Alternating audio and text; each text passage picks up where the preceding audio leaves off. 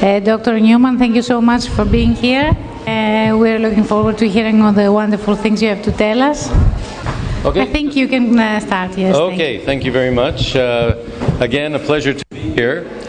I would like to thank you all for inviting me here. I would like also to mention that it's unlikely that I will be able to do this entire talk in the hour that is allowed, but the major parts will be here. So I will go ahead and once again try to speak slowly so that the interpreters can keep up with me. So, breastfeeding, a relationship that lasts. We had initially called it Why on Earth, but I think that most mothers would like to breastfeed their babies into the second and even third and fourth years of life. And so we have to make it easy for them. So, we're one behind here. Okay. Just to show you a few paintings of this one from 1923 that shows a woman breastfeeding her toddler. Why not? This is my son at the age of 20 months, very happy to breastfeed. He often burst out laughing because he enjoyed breastfeeding so much. This woman is breastfeeding a toddler in the street. Not the best place, perhaps. This one breastfeeding in a hotel room. Not in a hotel room, but in the hotel lobby. This one is not my photo, but it appears that this is a native Indian from Canada and feeding her baby. This child is 5 and still breastfeeding. And this one is pregnant. This mother is pregnant and breastfeeding a 2.5-year-old. And this one, as you can see, really loves to breastfeed. But how do we get the mothers to breastfeed? Because they do want to breastfeed. And how do we get them to breastfeed toddlers? We have to make it easy for them. And the trouble is, we don't make it easy for them. We have to start out right. That babies and mothers start skin to skin immediately after birth. The baby then develops, crawls up to the breast, like what we showed you in the first video, the videos this morning.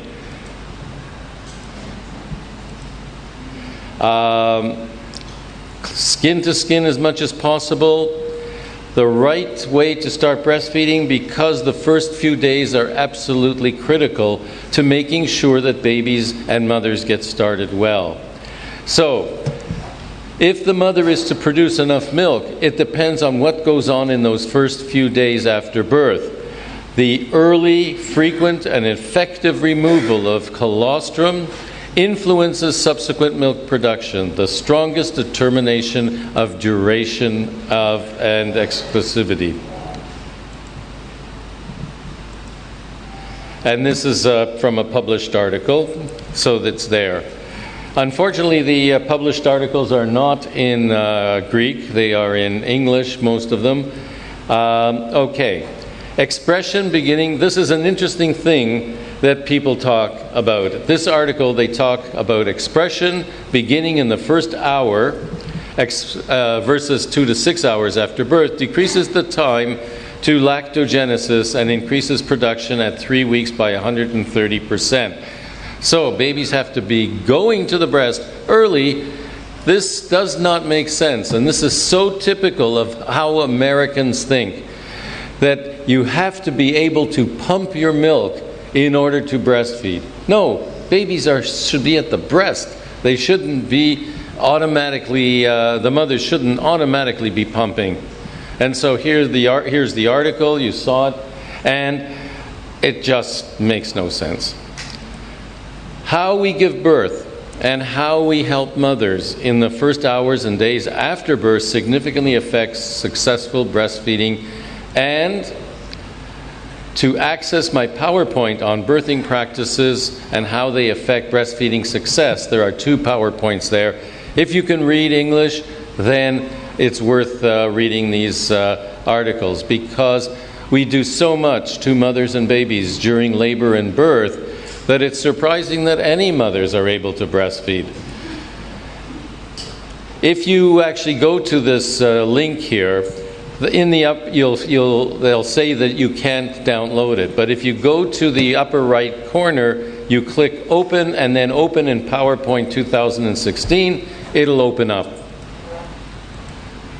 Well, what do health organizations say? The position of UNICEF and the WHO is that babies should be exclusively breastfeeding to about 6 months, and then continued breastfeeding with appropriate addition of solids to 2 years and beyond. 6 months does not mean 182 and a half days, and this was discussed yesterday. I mean, you know, if the baby was born at noon, the mother doesn't have to start him on solids 182 days later at midnight. But you know, people sometimes surprise you in how they think. I not infrequently get emails from mothers who say, my baby really seems hungry, and you know, I don't want to supplement with formula, so what do I do? And the baby is 1 week away from 6 months, and I say, well, start the baby on solid food. And the mother writes back, oh no, he's not 6 months yet. The position is a public health statement. It's not a commandment applicable to every baby. No role, incidentally, for food before about the middle of the first year, nor for formula.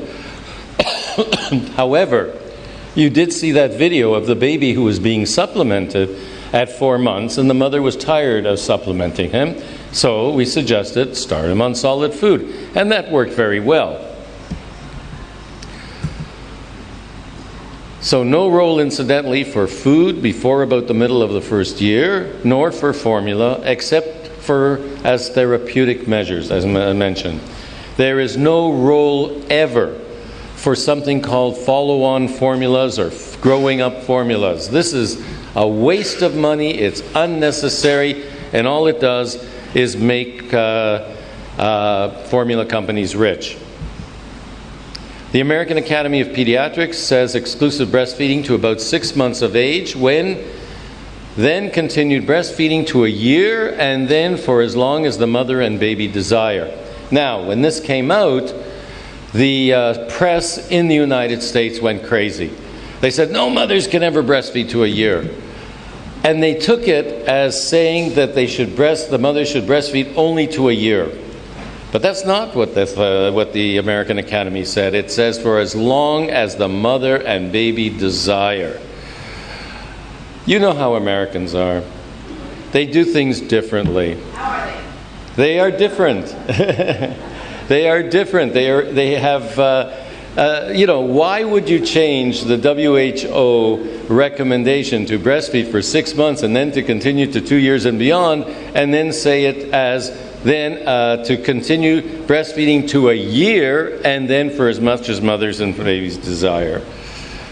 So the important thing is that the press generally got wrong is that there's no upper limit mentioned, though the media interpreted 1 year as an upper limit. It's weird. Journalists don't know how to read, they don't know how to write, and they also have their own agendas. It was a deliberate decision by the American Academy not to set an upper limit. And there's the article that tells you what the American Academy said. Again, these links take you to English. The position of Health Canada and the Canadian Pediatric Society, it's the same. It comes out as a joint statement. It was revised in 2012, and the notion of continued breastfeeding to 2 years and beyond has been maintained. In the 2012 statement, it says exclusive breastfeeding to 6 months, not to about 6 months like the American Academy. And that was a deliberate decision. In fact, we argued about it for a whole day, I think. So there it is. That's the Canadian Pediatric Society, Health Canada's statement for babies 0 to 6 months, and this one from 6 to 24 months. Now, religious teachings also tell us, the Talmud tells us, breastfeed at least 2 years, 4 years if the mother and child wish, 5 years if the child is sickly. Oops, okay. The Quran says breastfeed to 2 years, and the Bible, which is, but Hannah did not go up, for she said unto her husband, so soon as the child shall be weaned, then I will bring him, that he may appear before the Lord and abide there forever.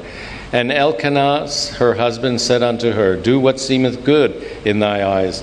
Tarry until thou hast weaned him. Thou, that's wrong. Okay. Only may the Lord fulfill his word. I have no idea what that means, actually. So, go tell this mother that she shouldn't be breastfeeding her 2-year-old. The following facts about breastfeeding are as true for a breastfed 4-year-old as for a breastfed 2-month-old. The effects of breastfeeding are dose dependent, which means that every single time a baby or toddler breastfeeds, they get a dose of breastfeeding with many important results. The longer the toddler breastfeeds, the more doses he gets. What keeps mothers and babies from continuing for breastfeeding for 2 to 4 years? Lots. Breastfeeding doesn't go well. The baby's always crying, or painful, or the baby not getting enough from the breast. This is the sort of thing that mothers give up on because we do not help them as we should in the first few days. We find ways of giving formula to babies. And I think that as a pediatrician, I can say that pediatricians do not have confidence in breastfeeding. And if the baby cries a lot, then, we give him formula. If the baby is jaundiced, we give him formula. But babies don't need formula because they're jaundiced. What they need is more milk from the mother. But it's easier just to give the baby formula. And for hypoglycemia and so forth. So due to a poor start, all these things happen. Poor advice initiating breastfeeding, often by health professionals. Societal attitudes, often reinforced by health professionals. Mothers believing they cannot breastfeed if taking medications. There's almost no medication that requires a mother to stop breastfeeding. I will suggest, you're in the hot seat now. A mother has a vaginal infection that responds to metronidazole or Flagyl. Can she breastfeed while taking Flagyl? Right. Anybody say no? Aha, you're chicken. All right.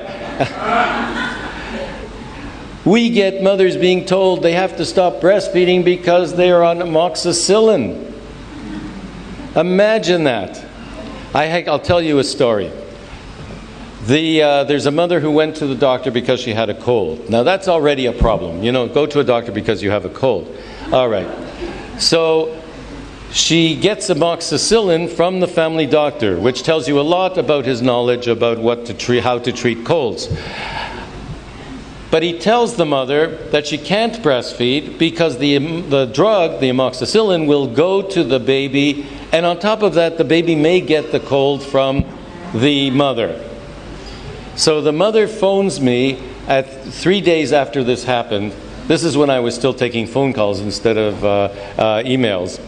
And she says, I remember this because she says, there's something I don't understand. And she tells me this story, and she says, the baby now got a cold, and the doctor put the baby on amoxicillin. There's something I don't understand here. And we see this not uncommonly. We know that breastfeeding protects babies against infections if the mother has an infection. We know this, and we know this over and over and over again. We said, no, you can't breastfeed if you have HIV if you're HIV positive, and then we found out you could. And we said, no, you can't breastfeed if you have Lyme disease. No, and now we found out, yes, you can. And then so it goes over and over and over again. Breastfeeding protects against infections that the mothers have. It protects against the infections that the baby gets from, say, being in daycare. Or because, daycare, this is a wonderful invention. It allows us pediatricians to make lots of money. All sorts of infections go through daycare centers like wildfire. It's amazing. They just love it. They love it. And, of course, the breastfed baby is usually less sick than the baby who is not breastfeeding. So, what do we do? What do we do? But babies do start to get infections. Once they're not exclusively breastfeeding, they start to get more infections. So doctors, you're on the firing line here. A baby has a 7-month-old breastfeeding, but also eating some food, starts to get diarrhea. What do we do in most of Europe? One, what are you going to do? Come on, what is it? Okay, keep breastfeeding. That's right, that's the first thing. Most breastfed babies do not get severe diarrhea. Therefore, they don't need oral rehydration or oral maintenance fluids. That's made by formula companies, and they make a fortune on it. I checked at the local pharmacy near where I live, and 1 liter of oral rehydration fluid costs 10 euros. 10 euros. You know what oral rehydration was supposed to be? It was supposed to help rehydrate babies for pennies, for 2 or 3 cents a liter. Now, of course, the formula companies know what they're doing, don't they? Okay. So, no need for oral rehydration fluids or oral maintenance fluids for the vast majority of breastfed babies. What about special diets for breastfed babies? What do they need? What do they do in many European countries? They have this special combination of rice and carrots or something like that, something weird? No, you don't have that here? Oh, I hear yes and I hear no. The RAB diet. Oh, yeah. You know what the RAB diet causes? Chronic diarrhea. Because in order to stop the bowel movements from being loose, you need fat in the diet. And there's no fat in rice, apples, and B. What's the B? I forgot. Bananas, right. Oh, that sounds like a lovely diet. Okay, so continue breastfeeding. What if the baby has a cold? Continue breastfeeding. But what if the baby doesn't take the breast because he's all stuffed up? What do we do now? Okay, breastfeed. But how do we clear his nose? What do the Leche League mothers say? Yes, breastfeed, but he's refusing the breast. Breast milk in the nose, right? And what does that do? Does it cure the infection? Nah, it doesn't really do that. But it's irritating. And so the baby sneezes, and out comes the mucus, and he can breathe for a while. If worse gets to worse, there are vasodilators that can be used sparingly, carefully, to allow the baby to feed. What about vomiting? What do we do about vomiting? Breastfeed again. The baby goes to the breast, he breastfeeds, and then he throws up immediately afterwards. Then what? Breastfeed him again, because what did we always say? Small, frequent feedings. So the baby has just fed, he threw up a whole bunch of milk, but now there's not so much milk left. But he goes to the breast, he gets small amounts, and he gets small amounts frequently. And what is the importance of all this? Not only that you keep the baby hydrated, but the baby is comforted. Oh, you Lelechini, you know this is true, right? The baby goes to the breast, the baby is comforted.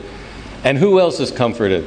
The mother, because the baby will feed and the baby who feeds reassures the mother. But also she feels good with the baby at the breast. Okay, so there we go. I mean, we use this whole notion of comfort when babies need to feed, when the mothers need to feed, when the babies and mothers reassure each other. Babies having gas, okay, I already talked about that, and often told by health professionals that they must stop breastfeeding. And so this is why so many mothers don't continue breastfeeding toddlers. Late onset decreased milk supply.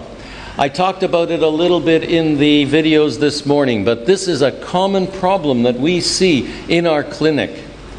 These are mothers who started off with an abundant milk supply.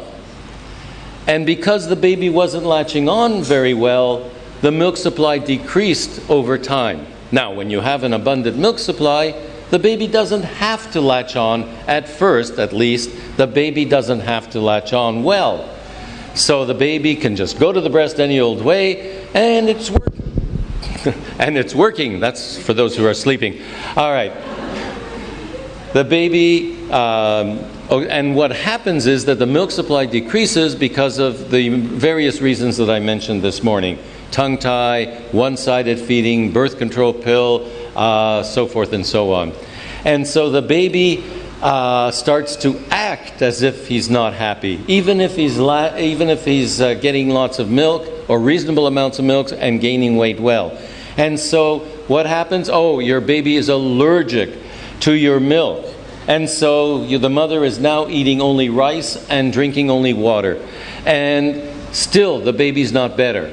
And so, well, obviously you have to stop breastfeeding, put the baby on special hydrolyzed formula. And does it get better? Yes, it does, of course, because now the baby's getting more milk. And so there's the proof that it was allergy to something in the mother's milk. Okay, same thing for the reflux. The baby now starts to act more normally and doesn't have reflux. Okay, onward.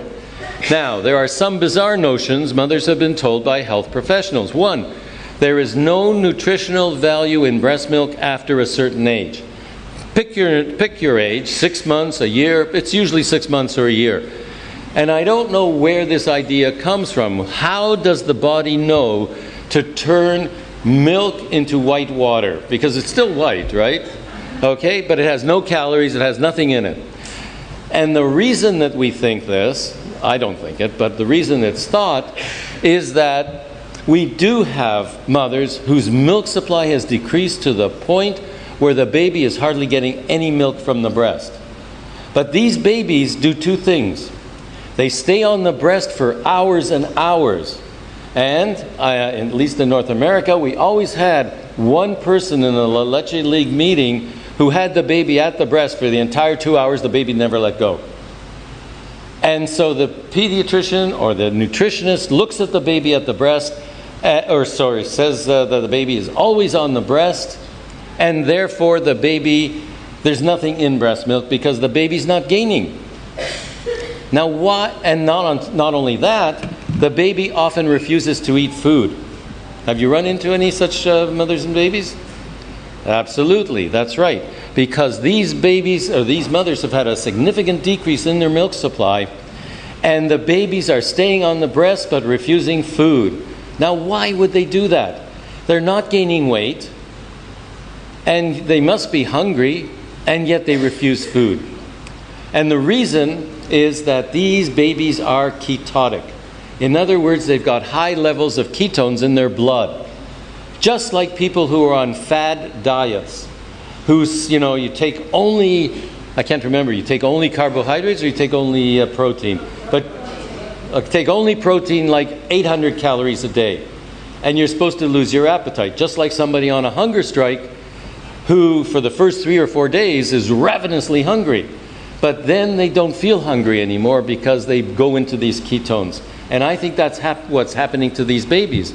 Because that's why they refuse the food. They're not hungry, but breastfeeding gives the mother and the baby comfort. And so how do we deal with this problem?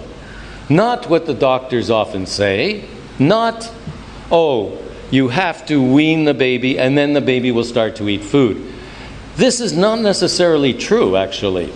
They do sometimes, but sometimes they don't. And so the babies are, if we increase the milk supply using domperidone, which, as I say in the clinic, it should be in the water supply, the domperidone increases the milk supply, the baby drinks more, the baby is no longer ketotic, and not only does he start to gain weight again, but he starts to eat food as well. Amazing, no? And the reason that there's all this idea, oh, the baby's filling up. That's the other thing that's said about the baby's filling up with breast milk, so that's why he's not hungry. Well, if he were filling up on breast milk, he would never, he would gain weight. Breast milk has a lot of calories, relatively speaking.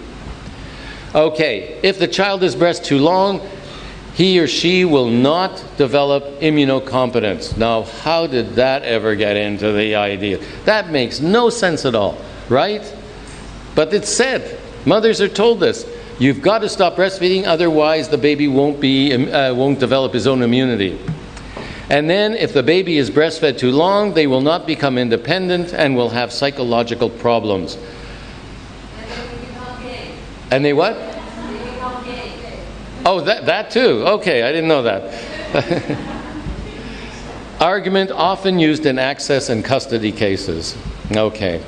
See the comments by the famous French pediatrician later in the PowerPoint. Okay. So, no nutritional value in breast milk after a certain age. I've already discussed that. It makes no sense. It's ridiculous. That's the way it is. One of my baby is 15 months. Βλέπουμε λοιπόν σχόλια όπως το εξής ένα mail που έλαβα. Το μωρό μου είναι 15 μηνών, κοιμάται, τρώει και πίνει. Around playing and having cuddles. I breastfeed her for about 15, sometimes 20 minutes. Oh, she's feeding by the clock. Before she goes to sleep. My pediatrician has said that it doesn't have any nutritional value anymore. Even if the mother did not produce a drop of milk, breastfeeding is more than breast milk. And we have to tell the doctors, we have to tell everybody that it's a relationship. It's a real important relationship, breastfeeding. It's much more than breast milk. And I use it sometimes to compare this idea. We don't tell couples that are not able to have babies, well, stop having sex since you can't have babies. No, because there's a relationship there that's very important. Having sexual relations are important in a couple. And actually, after all is said and done, what business is it of this pediatrician that the toddler is still breastfeeding? Okay, here's a study that was published a few years ago, and they found lots of fat and calories in milk of mothers breastfeeding over a year. They came to some strange conclusions, though. Well, there's a lot of things wrong with the study, and I won't go through this right now because I already feel as if I'm... What time do I finish? 25 minutes. Okay, so we'll jump ahead a little bit. Okay, so breast milk has got all sorts of variations in it, and there's lots of stuff in breast milk. We have lots of data to show this. This is a 8-month-old baby who refuses to eat food. But as you can see, he's exclusively breastfeeding and he's gaining weight really nicely. And he started to eat, maybe 3 weeks after that. And so, it was all fine. By the way, the mother's name was Athena. Yeah, true. Okay. Eating food is at about the middle of the first year is not just about nutrition. Just as food is not about nutrition when you are 15 years old or 40 years old. It's social, right? Right. It is to achieve a milestone to begin eating food. But milestones are achieved, not forced. And the time to achieve them is when the child is ready. So here is a baby of about 9 months, if I remember correctly.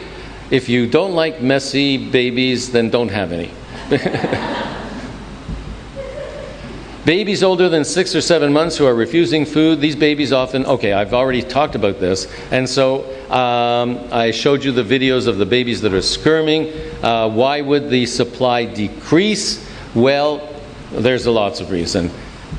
Use of artificial nipples. Nipple shields are a wonderful way of decreasing the milk supply. Don't recommend them, please. Once the babies are on the nipple shields, it's very hard to get them off. It's even harder to get a baby off a nipple shield than it is to get a baby to latch on where the mother is expressing and giving bottles. I'm not suggesting that's a good idea either. I think the idea is to help the mother breastfeed and get that baby on the breast.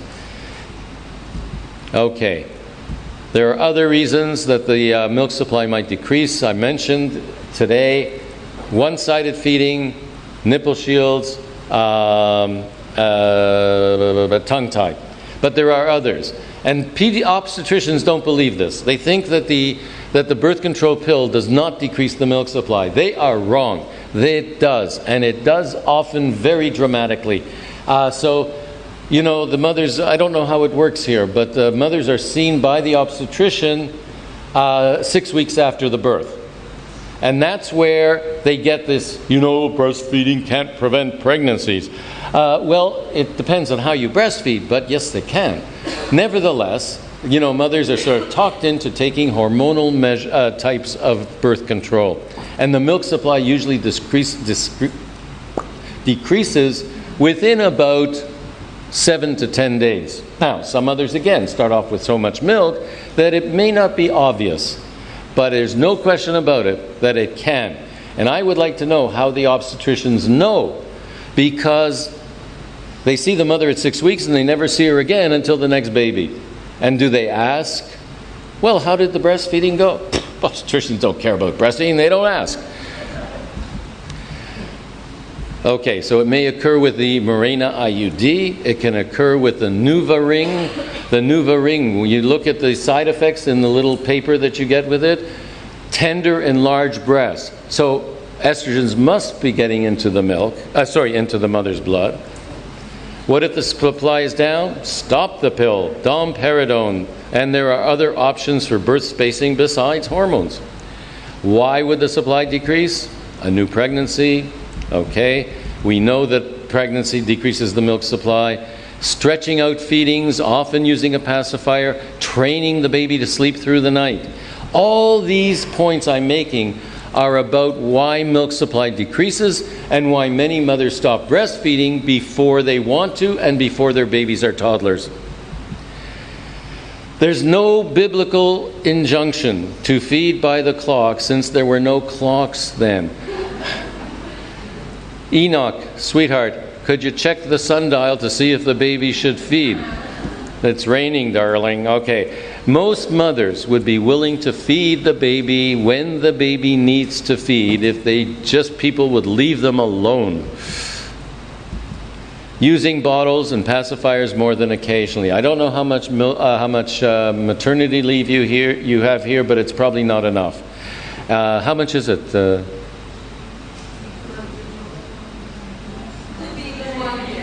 Okay, 1 year, so you never need... Okay, so a mother who has a year's maternity leave does not need to feed babies bottles. They do not need to feed the babies formula. They do not need to use pacifiers. Leave the babies alone to feed. Even when the milk supply is well established, frequent bottles and pacifiers teach the baby a poor latch to expect steady flow if it's coming from a bottle. When the flow slows from the breast, the baby may become impatient. Cups, spoons can be used to feed and supplement babies, and a lactation aid at the breast can be useful as well. But why give cup, bottle, etc. in the first place? Or a pacifier. Using a pacifier is very common. You walk in the streets of Crete and you see what? Babies in push carts and pacifiers in their mouth. And the pacifier does two things. It delays feedings and therefore decreases the milk supply. And when the milk supply decreases, then the baby wants a pacifier more often. Okay, feeding on one breast per feeding. I've sort of talked about that. According to one mother, this is the advice she received from a breastfeeding hotline for her slow-gaining 3-week-old. To make sure the baby gets the hind milk. I wish we had never heard of hind milk, high-fat milk. All it does is result in mothers getting bad advice. To make sure the baby gets the hind milk, pump off the first 30 mils from each breast. How can anybody even think this is a good idea? That baby would do better with 30 mils extra of breast milk. Emotional shock causing low supply? Maybe. It's possible. Every so often you hear something that it sounds as if that's happened. Okay, some medications can decrease the milk supply. Cabergoline. Last time when I was in Thessaloniki, I heard from all the pediatricians or the obstetricians, I don't know who, oh, we treat postpartum engorgement with cabergoline. Are you out of your minds? This is not the way to treat postpartum engorgement. The best way to treat it is prevent it. Right. Okay. And how do you deal with it? You help that baby breastfeed well. Okay. Oh, I even heard that it's a treatment for mastitis. Oh. It's not a treatment for mastitis. The treatment for mastitis is also prevention, but if the mother gets mastitis, then antibiotics may be necessary, although often mastitis gets better without antibiotics or anything. Antihistamines, especially the older ones, tend to decrease the milk supply. Some people say diuretics. I don't know. I can't remember the last time we saw a mother on a diuretic. Fluconazole, some people think, causes a decrease. Okay. And the late-onset decreased milk supply, I've talked about that enough. And let me jump to the end, because I almost have the end here. Just to show you, this is a case that illustrates what I talked about earlier about the baby not eating and that sort of thing. This is a baby boy, first seen at 17 months of age. There was no weight gain for 5 months, breastfeeding only, no solids. The mother told the breast milk no longer sufficient and to stop breastfeeding so the child will eat solids. The first visit to our clinic, and there's no question, the baby is thin. He weighs only 8.2 kilos, 8.175, all right. And the mother, we started her on domperidone for the reasons that I mentioned earlier. And advised to offer food. Advised to give the baby iron as well. Second visit to the clinic, 21 days later, the baby is starting to eat a little bit. Not very much, but some. Still more than before, because he refused all food before. The baby also breastfeeding better, more pauses in the chin. And the baby's weight now is up to 8.44 kilos. Third visit, 35 days later, baby's still eating more, breastfeeding better. He's now 8.64 kilos, and from then on he just did fine. Okay. I'm going to throw this, there's just no time to do all this. But here is from the psychiatrist in France. Question. After 1 year, this is different. Sorry, this is not the psychiatrist. One can give ordinary cow's milk. False. Of course, better cow's milk than no source of calcium, but a toddler formula is more complete for the child up to 3 years of age, better adapted to his nutritional needs. Seriously? The babies need formula past a year? This pediatrician belongs to a formula company. They bought him up. This is a pediatrician from a major pediatric hospital who's giving the answers. Not a word in the entire interview about breastfeeding. This is from France, so it says it's formula from 10 months to 3 years. This is from Canada. We now have formula to 3 years. How ready for this? This is in Singapore. This is growing up formula to 7 years. In Indonesia, formula for 0 to 6 months. Formula to 2 years. Formula from 1 to 3 years. I don't know why they have a special formula for that. Formula to 46 months, I think it says there. Formula for breastfeeding mothers. Formula for pregnant women. Formula for pregnant women with high-risk pregnancies. Formula for pregnant women who are Muslims. Well, don't you know they have different metabolism? Formula for children 5 years and up. Formula for teenagers. And formula for people over the age of 50. It's okay for me, but I don't know. You guys miss out. There's no formula for you. And not just in Indonesia, the whole world from an Similac internet site. So, formula for pregnant women. Okay, I'll leave you with this. I hope Nico will be able to pass on the link for this article, for this PowerPoint, so you can download it in yourself. Okay, this is just showing how breast milk protects babies against infection, and why will the baby not become independent? Does breastfeeding, which provides a secure, warm, loving relationship, prevent independence? Come on. Is a baby, a child of 3, independent? I mean, should he get a job, find his own apartment? A child who grows up with a sense of security and love will be independent. Probably the most important reason is the special relationship of breastfeeding. Breastfeeding, a reaffirmation of love each time it occurs several times a day. The act of putting a baby to the breast is one of renewal of a special relationship each time it happens. A toddler at the breast sometimes will burst out laughing as his joy knows no bounds. He delights in the breast, which gives him much more than milk. And I showed you my 20-month-old son. He's now 41. Not 41 months. So there's no problem for a 20-month-old to suck a bottle, for a 20-month-old to suck on a pacifier, for a 20-month-old to have a security blanket. But to breastfeed, that's a problem. Why are the above better for a child's sense of security than his mother's warm breast, the human-to-human contact of breastfeeding?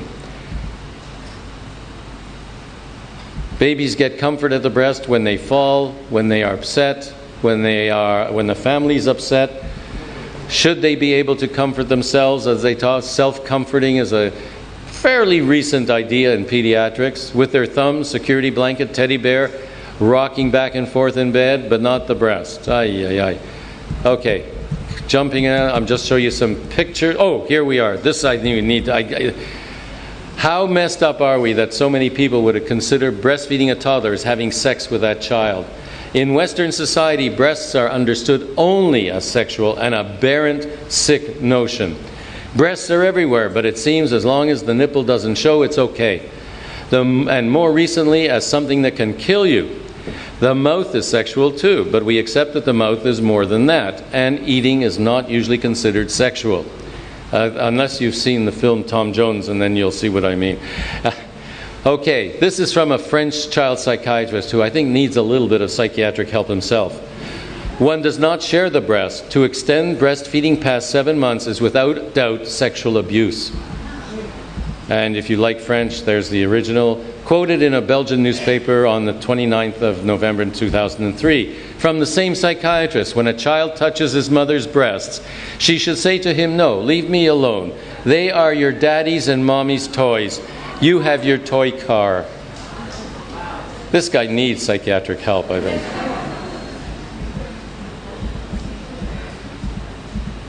And children have been apprehended by the Child Protection Services because they're still breastfeeding at 1 to 2 years of age.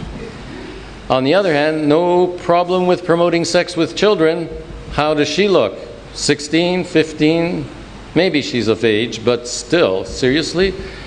And do we worry about frankly sexual advertising in public? Not much. Look at this. I mean, this is on a big poster in Singapore. You know, this is... How about this? In a bus shelter in Toronto. How about this on the internet?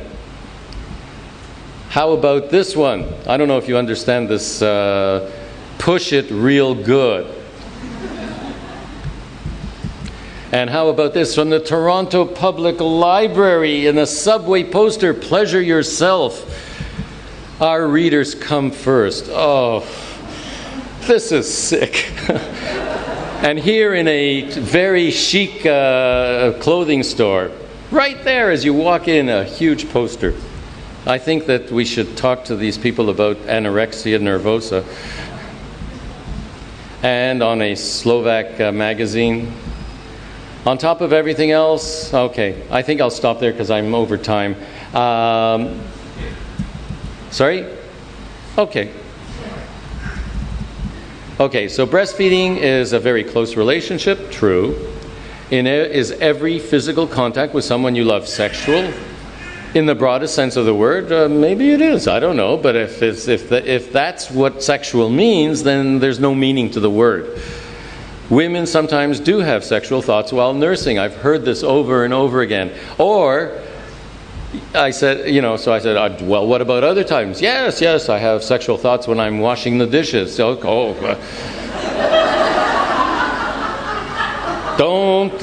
Husbands, do not let your wives wash the dishes. Would this woman breastfeed on a busy street in Toronto if she felt this was a sexual act?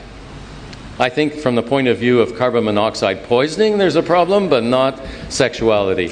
Would this woman breastfeed in the middle of a hotel lobby if she felt that she was committing a sexual act?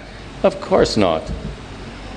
When she first felt her son's groping mouth attach itself to her breast, a wave of sweet vibration thrilled deep inside and radiated to all parts of her body. It was similar to love. So this is by a man who really, I think, understands breastfeeding. If you felt uncomfortable hearing or reading that, we are still not there. We still have got some consciousness raising to do. End of the quote. It was similar to love, but it went beyond a lover's caress. It brought a great calm happiness, a great happy calm. Is breastfeeding contraindication to continued breastfeeding? There's no evidence that breastfeeding increases the risk of miscarriage. In fact, there are several studies that say the opposite. There is no evidence that the fetus suffers if the mother continues to breastfeed. These are the studies.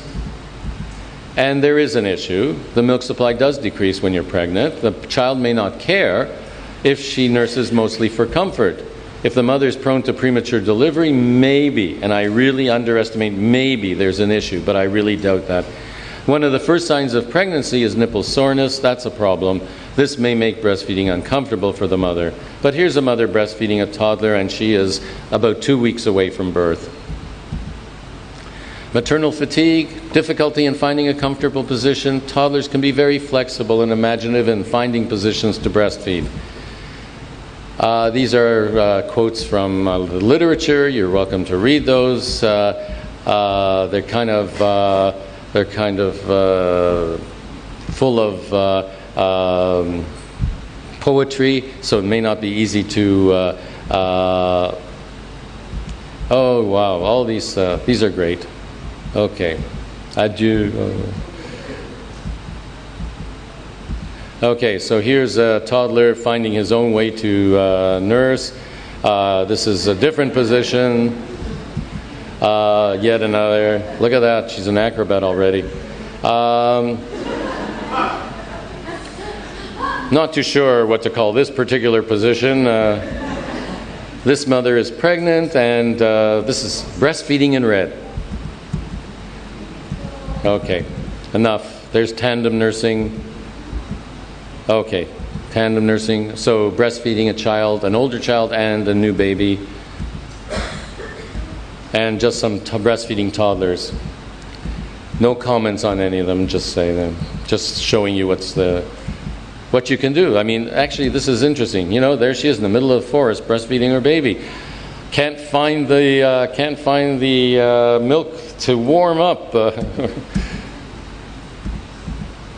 And even Mary.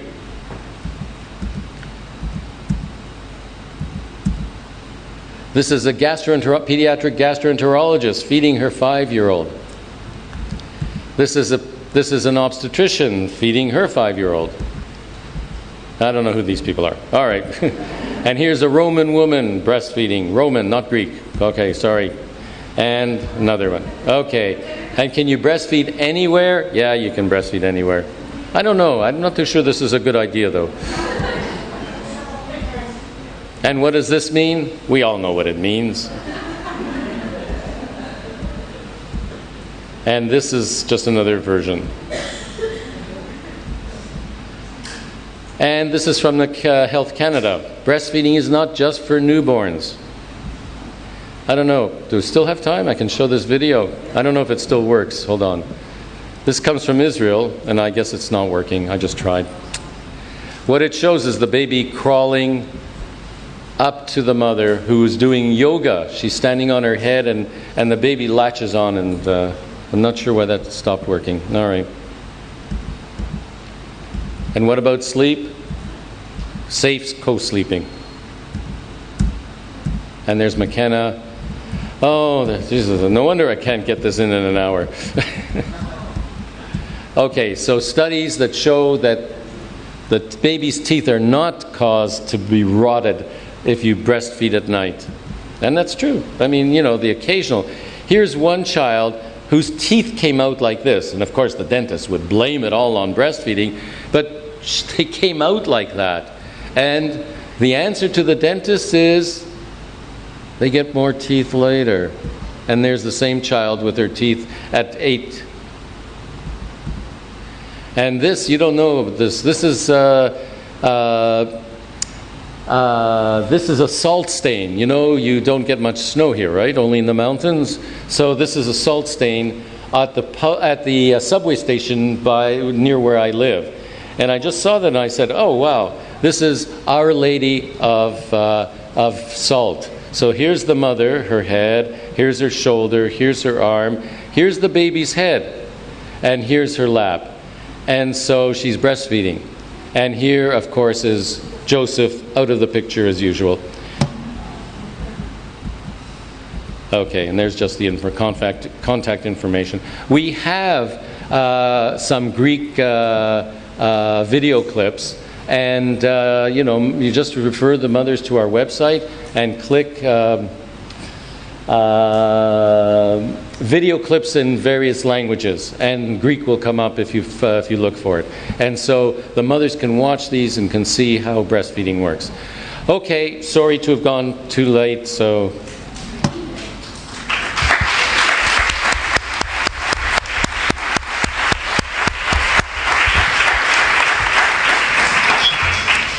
Thank you, Dr. Newman, for your excellent presentation. What I'll keep from Mr. Newman's presentation is the fact that nutrition, he said that nutrition is an act of love between the mother and the child, an emotional bond that develops between the two. And breastfeeding, which is a very enriching experience and an excellent feeding process, enhances such bond, the bond between the mother and the child, the bond which will be of the essence, which will be vital for the development of a healthy personality later.